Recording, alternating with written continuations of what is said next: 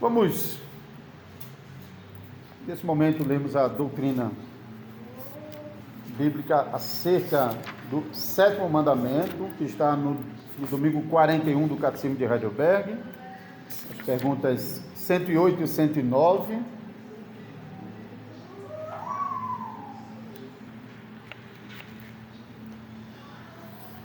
Então, a pergunta 108, o que nos ensina o sétimo mandamento? Que toda impureza sexual é amaldiçoada por Deus. Por isso devemos abominá-la de todo o coração e viver de maneira pura e disciplinada, tanto dentro quanto fora do matrimônio, do santo matrimônio. Pergunta e resposta 109. Nesse mandamento, Deus proíbe somente o adultério e pecados vergonhosos semelhantes? Não. Desde que somos corpo e alma, templos do Espírito Santo, é a vontade de Deus que nos conservemos puros e santos.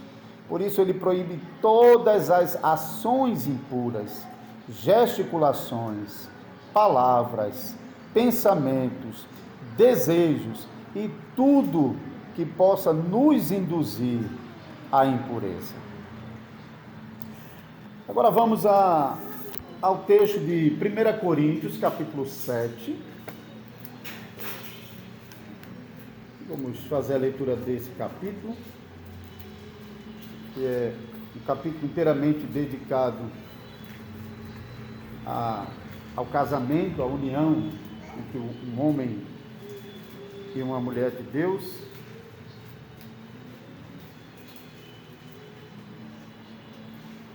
Assim diz a palavra do Senhor. Quanto ao que me escrevestes, é bom que o homem não toque mulher, mas por causa da impureza, cada um tem a sua própria esposa e cada uma o seu próprio marido. O marido conceda à esposa o que lhe é devido e também semelhantemente a esposa ao seu marido. A mulher não tem poder sobre o seu próprio corpo e sim o marido. E também semelhantemente o marido não tem poder sobre o seu próprio corpo e sim a mulher. Não vos priveis um ao outro, salvo talvez por mútuo consentimento, por algum tempo, para vos dedicardes à oração e novamente vos ajuntardes, para que Satanás não vos tente por causa da incontinência. E isto vos digo como concessão e não por mandamento. Quero que todos os homens sejam tais como também eu sou. No entanto, cada um tem de Deus o seu próprio dom. Um, na verdade, de um modo, outro de outro. E aos solteiros e viúvos digo que lhes seria bom se permanecesse no estado em que também eu vivo. Caso, porém, não se dominem, que se casem, porque é melhor casar do que viver abrasado. Ora, aos casados ordeno não eu, mas o Senhor, que a mulher não se separe do marido. Se, porém, ela vier a separar-se, que não se case, porque se reconcilie com seu marido, e que o marido não se aparte da sua mulher. Ao mais digo eu, não o Senhor, se algum irmão tem mulher incrédula, e essa consente em morar com ele, não a abandone. E a mulher que tem marido incrédulo, e este consente em viver com ela, não deixe o marido. Porque o marido incrédulo é santificado no convívio da esposa, e a esposa incrédula é santificada no convívio do marido crente. De outra sorte, os vossos filhos seriam impuros, porém agora são santos. Mas se o descrente quiser apartar-se, que se aparte. Em tais casos não fica sujeito à servidão, nem o irmão nem a irmã. Deus vos tem chamado à paz. Pois como sabes, ó mulher, se salvarás teu marido? Ou como sabes, ó marido, se salvarás tua mulher? Ande cada um segundo o Senhor lhe tem distribuído, cada um conforme Deus o tem chamado. É assim que ordeno em todas as igrejas. Foi alguém chamado estando circunciso? Não desfaça a circuncisão. Foi alguém chamado estando incircunciso? não se faça circuncidar. A circuncisão em si não é nada. A incircuncisão também nada é. Mas o que vale é guardar as ordenanças de Deus. Cada um permaneça na vocação em que foi chamado. Foste chamado sendo escravo? Não te preocupes com isso, mas se ainda podes tornar-te livre, aproveita a oportunidade. Porque o que foi chamado no Senhor sendo escravo é liberto do Senhor. Semelhantemente, o que foi chamado sendo livre é escravo de Cristo. Por preço foste comprado, não vos torneis escravos de homens. Irmãos, cada um permaneça diante de Deus naquilo que foi chamado. Com respeito às virgens, não tenho mandamento do Senhor, porém dou a minha opinião, como tendo recebido do Senhor a misericórdia de ser fiel. Considero, por causa da angustiosa situação presente, ser bom para o homem permanecer assim como está. Estás casado? Não procures separar-te. Estás livre de mulher? Não procures casamento. Mas se te casares, com isso não pecas. E também se a virgem se casar, por isso não peca. Ainda assim, essas coisas, tais pessoas sofrerão angústia na carne, e eu quisera poupar-vos. Isto, porém, vos digo, irmãos, o tempo se abrevia. O que resta é que não só os casados sejam como se não o fossem, mas também os que choram como se não chorassem, e os que se alegram como se não se alegrassem, e os que compram como se nada possuíssem, e os que se utilizam do mundo como se dele não usassem, porque a aparência desse mundo passa. O que realmente eu quero é que estejais livres de preocupações. Quem não é casado, cuida das coisas do Senhor, de como agradar ao Senhor. Mas o que se casou, cuida das coisas do mundo, de como agradar a esposa. E assim está dividido. Também a mulher, tanto a viúva como a virgem, cuida das coisas do Senhor para ser santa, assim no corpo como no espírito. A que se casou, porém, se preocupa com as coisas do mundo, de como agradar ao marido.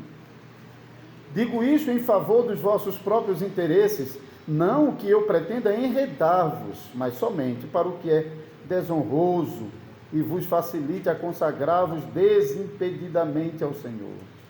Entretanto, se alguém julga que trata sem decoro a sua filha, estando já a passar-lhe a flor da idade, e as circunstâncias o exigem, faça o que quiser, não peca, que se casem. Todavia, o que está firme em seu coração, não tendo necessidade, mas domínio sobre o seu próprio arbítrio, e isto bem afirmado no seu ânimo, para conservar a virgem, a sua filha, bem fará. E assim, quem casa a sua filha virgem faz bem, quem não a casa faz melhor. A mulher está ligada enquanto vive o marido, contudo, se falecer o marido, fica livre para casar com quem quiser, mas somente no Senhor. Todavia, será mais feliz se permanecer viúva, segundo a minha opinião, e penso que também eu tenho o Espírito de Cristo. Nós vamos ver que o Salmo 127, nós já cantamos, esse Salmo 8 também tem ligação com a pregação, porque o diabo quer humilhar, corromper, deformar, abusar do homem, porque sabe, o homem é a principal das criaturas de Deus, é aquela que carrega a imagem de Deus. Então, o diabo, humilhando o homem, ele joga isso na cara de Deus, hein, como ofensa contra o próprio Deus.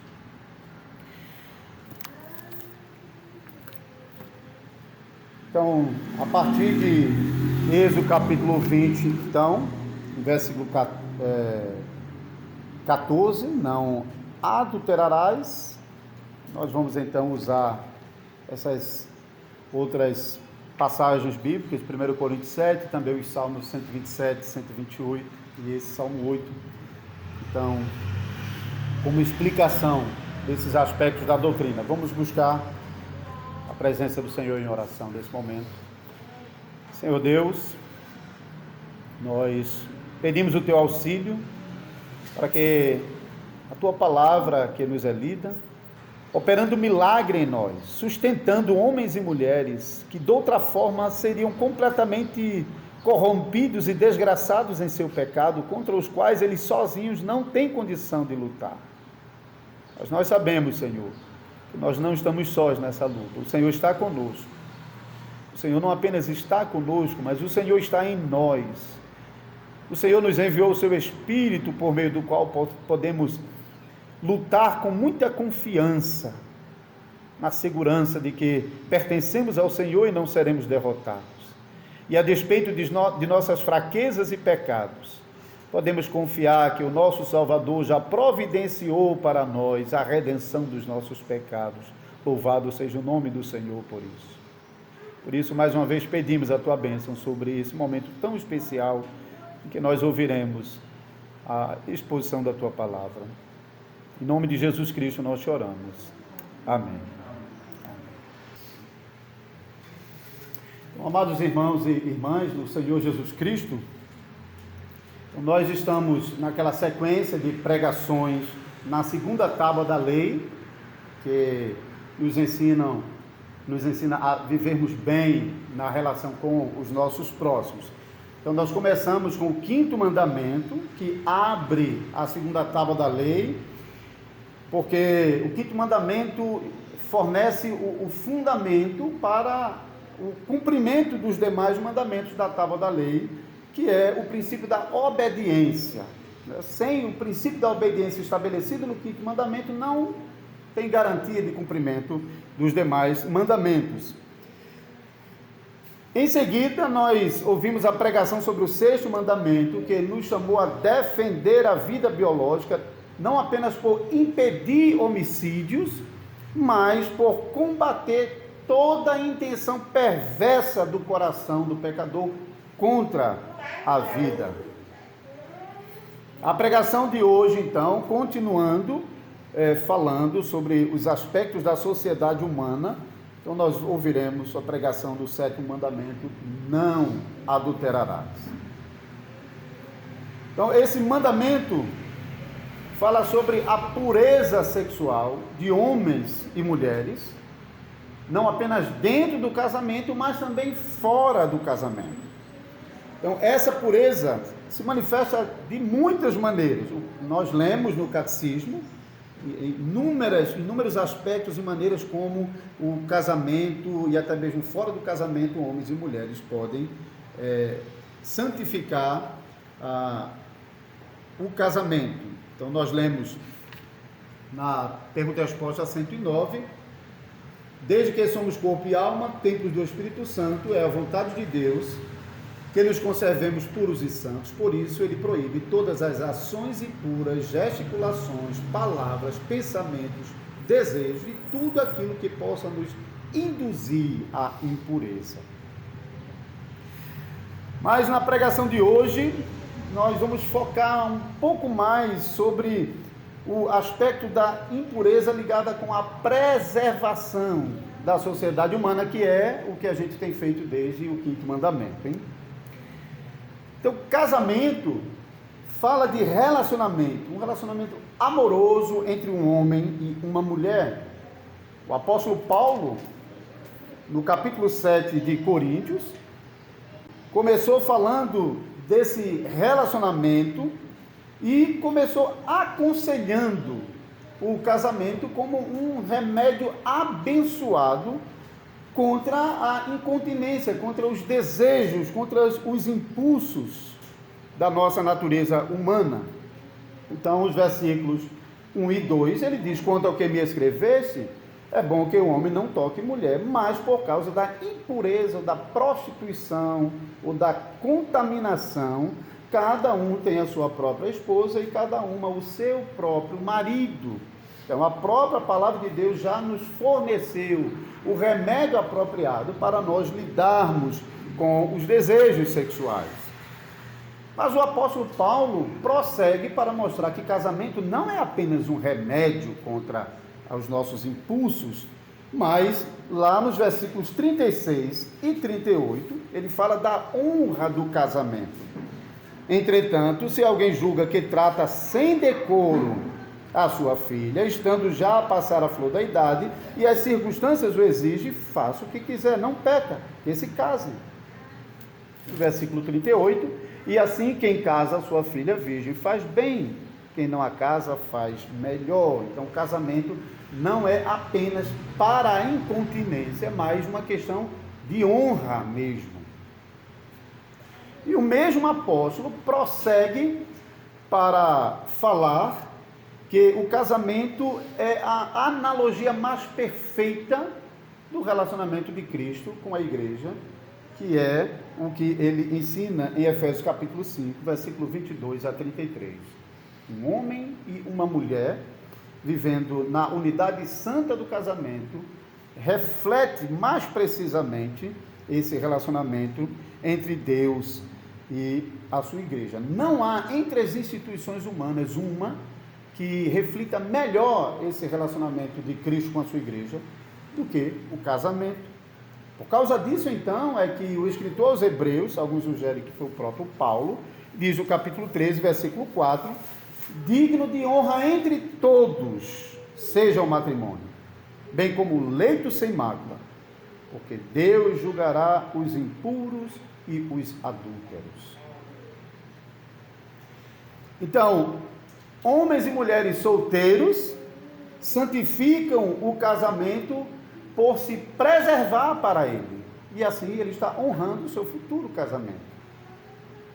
Os casados santificam o casamento por manter a pureza nos seus relacionamentos.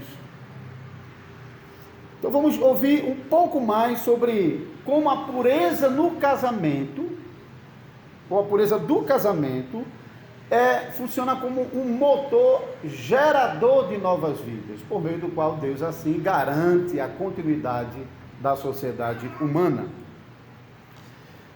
Nós sabemos o que Satanás tem feito contra o ser humano. De todas as maneiras, Satanás procura enfraquecer esse motor gerador de novas vidas que é o casamento. O casamento é a máquina da vida. Satanás sabe disso. Por isso ele tenta enfraquecer de todas as maneiras, corrompendo e contaminando essa máquina geradora. E nessa pregação, nós vamos ver 3 aspectos, brevemente, dessa contaminação, desse motor gerador da vida que é o casamento. O Satanás tem promovido a união estéril de homem com homem e mulher com mulher.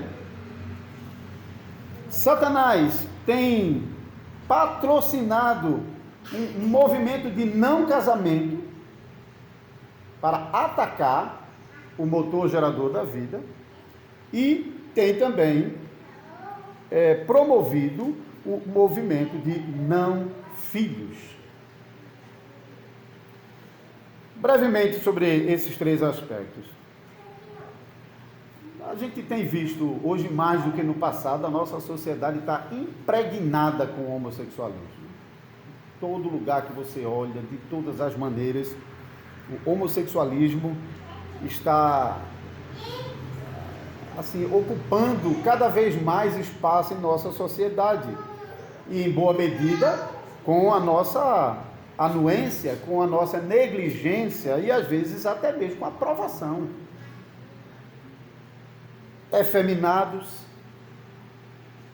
travestis, transexuais, praticantes de sodomia, homossexuais ativos, passivos.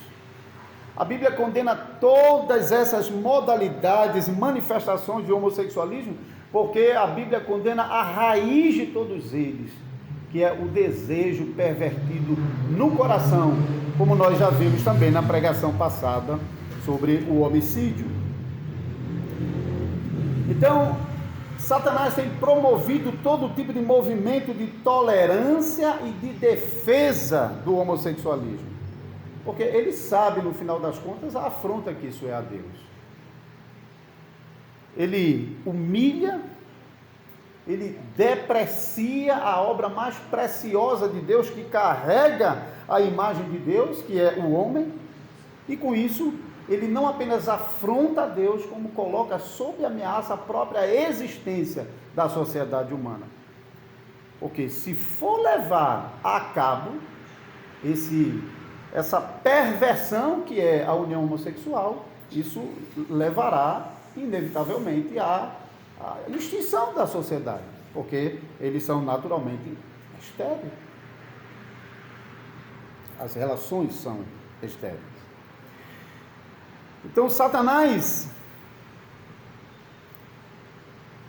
usa o homossexualismo como maneira de impedir que um homem e uma mulher se unam em casamento e assim cumpram no casamento o princípio que Deus colocou na criação de homem e mulher gerarem filhos para Deus. Mesmo que o pecado tenha corrompido o casamento a tal ponto, e todas as áreas de nossa vida, Deus não tirou do casamento de dois pecadores, homem e mulher, a bênção da geração de filhos.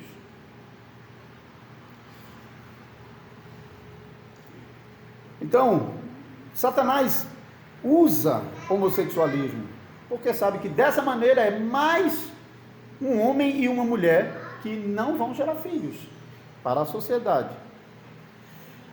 E até quando acontece de alguns deles tomarem a decisão de ter um filho, buscam outros meios que são igualmente reprováveis pela Escritura, como a busca de um terceiro parceiro.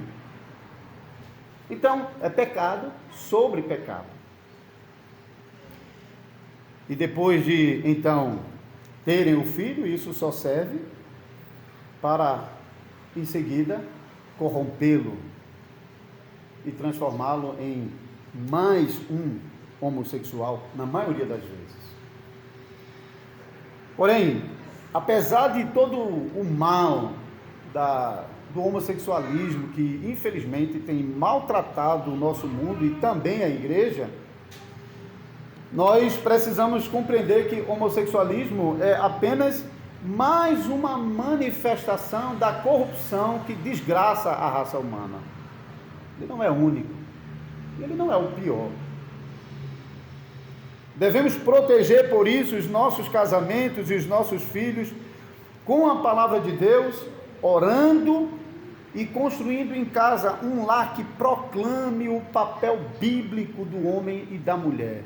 Se como famílias cristãs nós estamos negligenciando o nosso chamado para encher os nossos filhos com a palavra de Deus e de enfeitar o nosso lar com a palavra de Deus de diversas maneiras, então nós estamos deixando os nossos filhos vulneráveis a esse pecado. A igreja também deve tratar pastoralmente com cada homem e mulher que enfrente dificuldades com esse pecado, assim como a igreja faz com os outros pecados, os outros casos. E toda a congregação, irmãos, toda a congregação deve exercer paciência e amor, mas ao mesmo tempo, a congregação não deve ser tolerante com o pecado e deve buscar sabedoria e graça da parte de Deus para impedir que esse pecado encontre guarida em nosso meio. Em muitas igrejas, eles encontraram a proteção e depois não saiu mais. Em alguns casos até dominou. A gente sabe que, infelizmente, as nossas igrejas irmãs na Holanda estão enfrentando sérios problemas nesse momento por causa do homossexualismo. No sínodo passado enfrentaram um problema por causa da ordenação feminina, mas depois que a porta do mundanismo e da cultura se abriu, então outras coisas virão em seguida, isso já era esperado, e nesse momento tem uma comissão que está trabalhando na apresentação de um relatório ao próximo sínodo geral, o que provavelmente vai levar ao rompimento definitivo das igrejas reformadas com as quais elas têm contato pelo restante do mundo, e infelizmente não será diferente conosco. As igrejas reformadas do Brasil já indicaram isso com o problema com a ordenação feminina, mas elas decidiram esperar até o próximo sínodo, na esperança de que entre membros e pastores e oficiais da igreja haja aqueles que venham a apelar contra essa decisão. Sobre o sentimento de não casamento, nós não podemos começar dizendo que isso é um pecado em si. Nós acabamos de ler o capítulo 7 da primeira carta aos Coríntios, e o apóstolo Paulo deixa claro que o não casamento não é pecado. Mas o não casamento pode esconder um pecado dentro de si.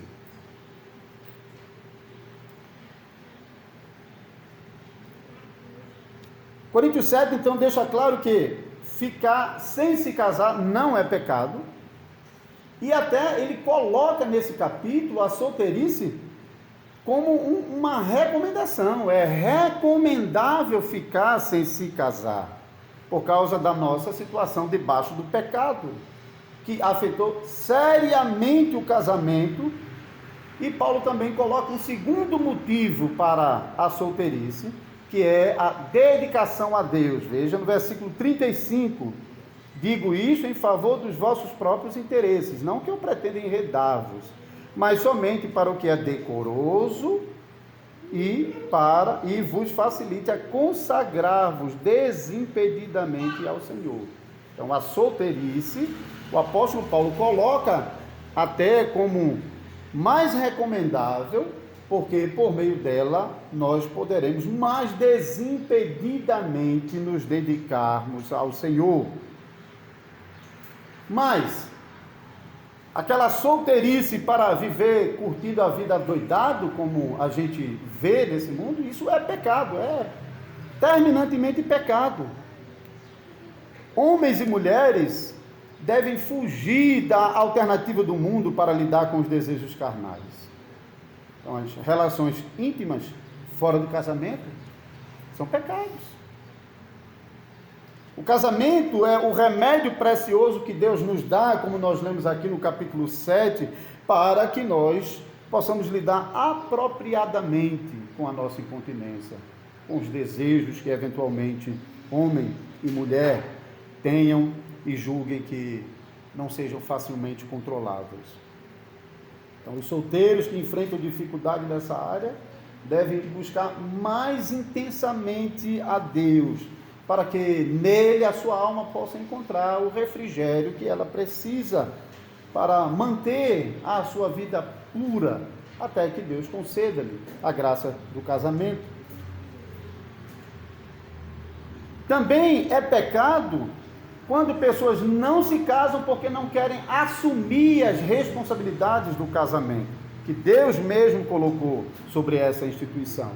Então, Deus nos deu o casamento para que por meio dele nós pudéssemos ter um convívio amoroso, para que nós tivéssemos satisfação mútua e para que nós pudéssemos gerar filhos para Deus. Então, casamento com um pensamento egoísta, pensando somente em si, é pecado.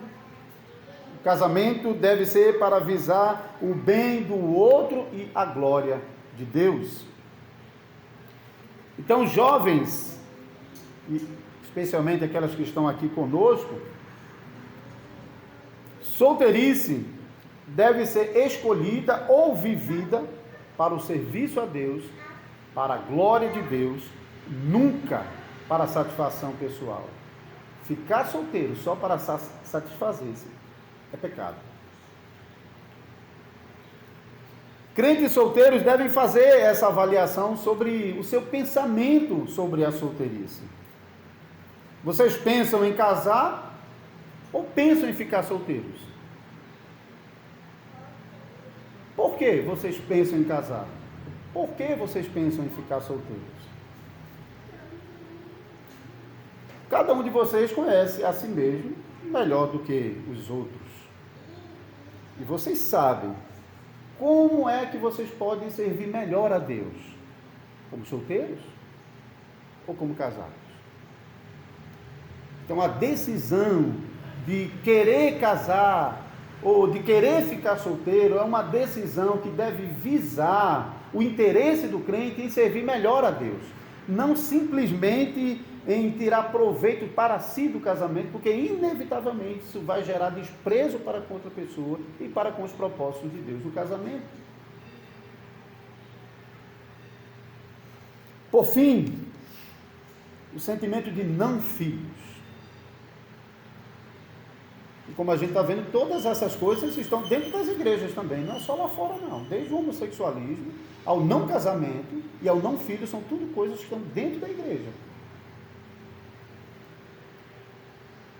E como vimos, é possível crentes não se casarem para se dedicar ao Senhor. Então, eles não se casarão e também não gerarão filhos,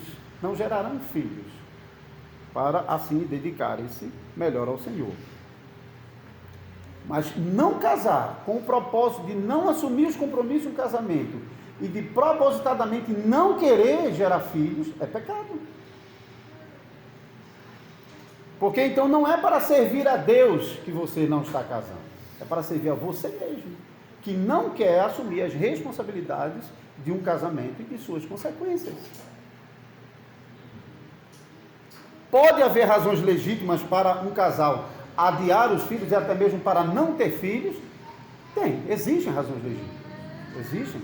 Por isso, assim como no caso de homossexualismo, os oficiais da igreja devem lidar com cada caso pastoralmente, porque cada família é uma família, tem as suas particularidades. De vez em quando, por causa de doenças, uma família julga que não seria oportuno, não seria bom, não seria saudável que eles enfrentassem as dificuldades de uma gravidez. Em outros casos, a situação do momento é tão difícil, e às vezes até financeiramente falando, que o casal julga que naquele momento não é possível, não é oportuno que eles tenham um filho. Acho que também devemos considerar isso. Mas como é que nós lidamos com esses motivos que às vezes nós só alegamos que são justos, mas não são? Nós lidamos com esses motivos quando nós colocamos ele debaixo do nosso joelho. Quando de fato a gente está tratando esses assuntos debaixo do joelho, eu acho que é possível que a congregação e os oficiais tenham paciência e orem com ele e caminhem mais uma milha até que o Senhor possa conceder uma situação melhor.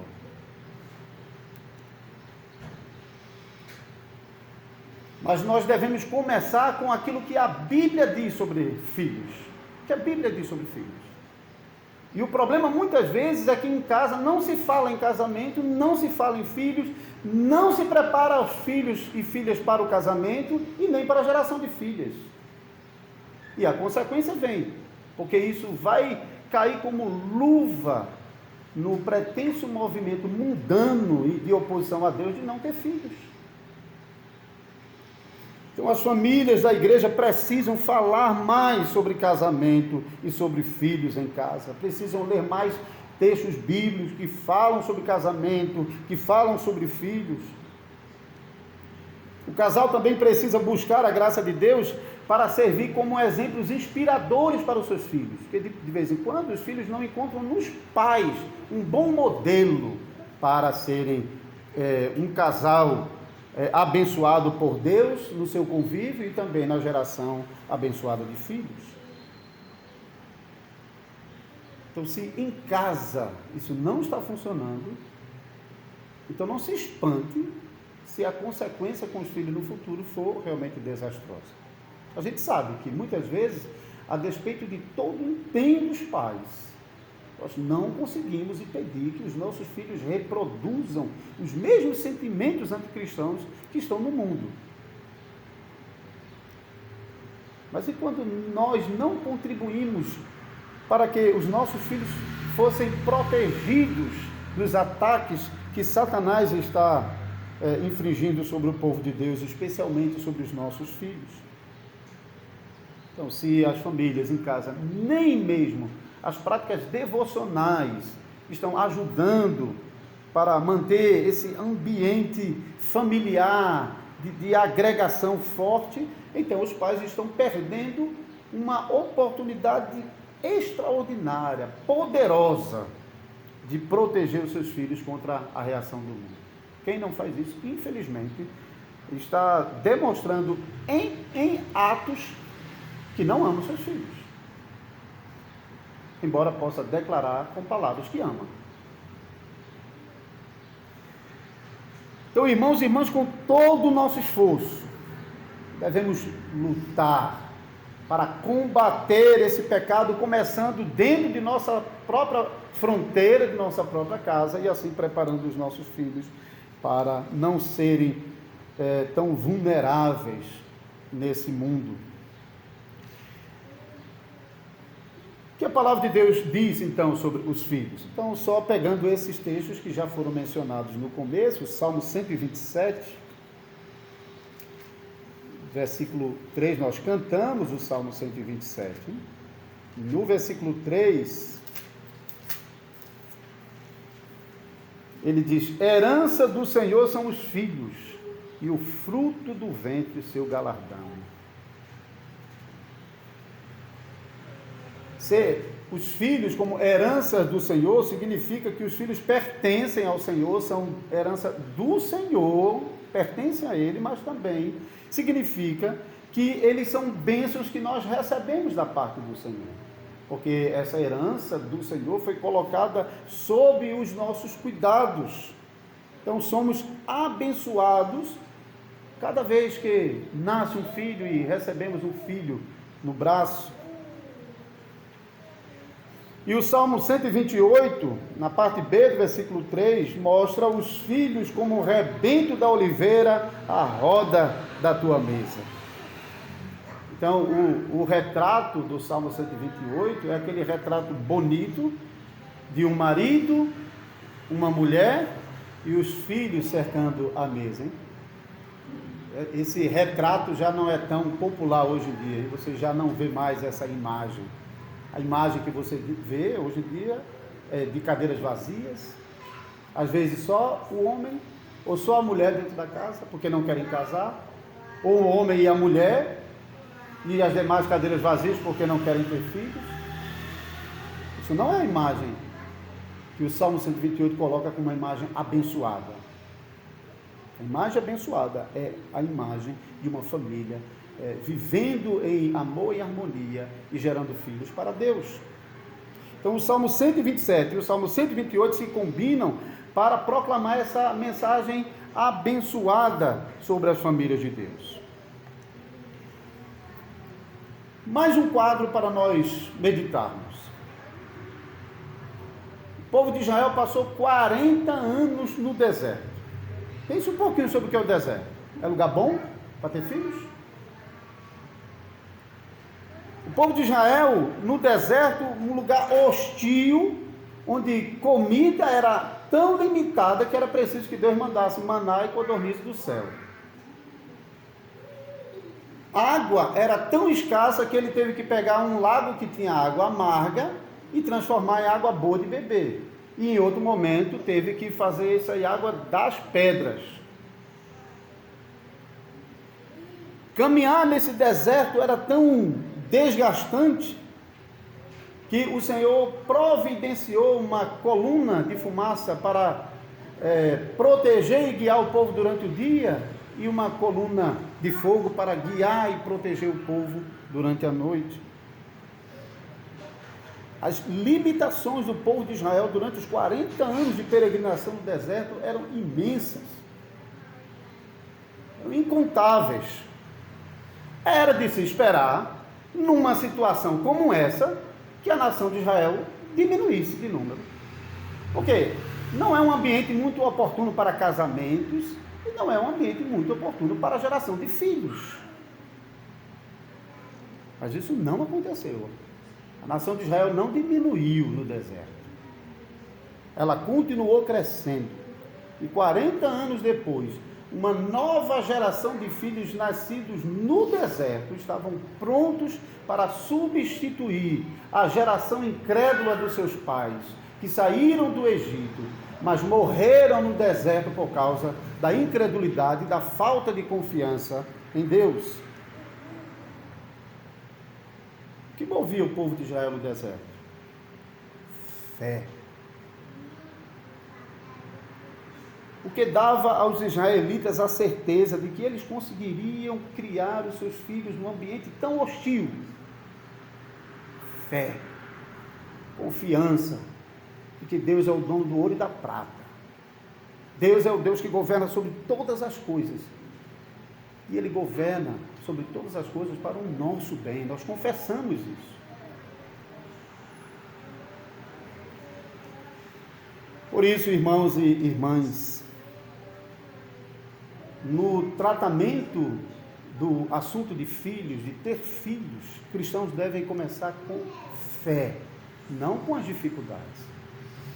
Como eu disse, os problemas podem existir e eles podem ser legítimos, mas o cristão começa com fé, e começando com fé, ele vai apresentar diante do Senhor as suas dificuldades, e vai orar a Deus, vai pedir sabedoria, iluminação, orientação de como proceder, para que nós possamos manter a pureza dos nossos casamentos. Aqueles que são solteiros, que se mantenham puros e assim purifiquem seus futuros casamentos. De tal maneira que nós, com a pureza dos nossos casamentos, lutando contra todas essas artimanhas de Satanás, contra a preservação da sociedade humana, nós possamos contribuir, sendo uma máquina de vida, a lutar contra Satanás, contra o reino das trevas, e em favor da sociedade humana e da glória do nome do nosso Deus. Amém. Vamos orar, irmãos. Senhor Deus, nosso Pai Todo-Poderoso, Criador dos céus e da terra, olha para nós, Senhor. Olha para nossas fraquezas, olha para as nossas dificuldades, olha para as nossas limitações. Olha para a nossa congregação e vê homens e mulheres que talvez nunca cheguem a receber um filho em sua mão, a despeito de desejarem. O pecado faz isso, Senhor. Homens e mulheres que sofrem o fracasso de um casamento quebrado pelo pecado. Homens e mulheres que, não obstante provarem a delícia de um casamento e se alegrarem com a chegada de um filho, choram por causa das dores e sofrimento dos filhos ao abandonarem o ensino, o reto ensino do Senhor, para se juntar às perversidades desse mundo. Senhor, tem misericórdia de nós. Olha para a tua igreja nesse mundo. Como Satanás está atacando, Senhor, porque Satanás te odeia e odeia a nós, odeia o homem que foi criado à tua imagem e semelhança. Senhor, nos dá muita força, muita sabedoria e da tua graça, para que nós possamos viver como santos no mundo, e vivendo de maneira santa e pura também em relação ao casamento. Nós te suplicamos, dá-nos de tua graça, em nome do Salvador Jesus Cristo. Amém. Amém.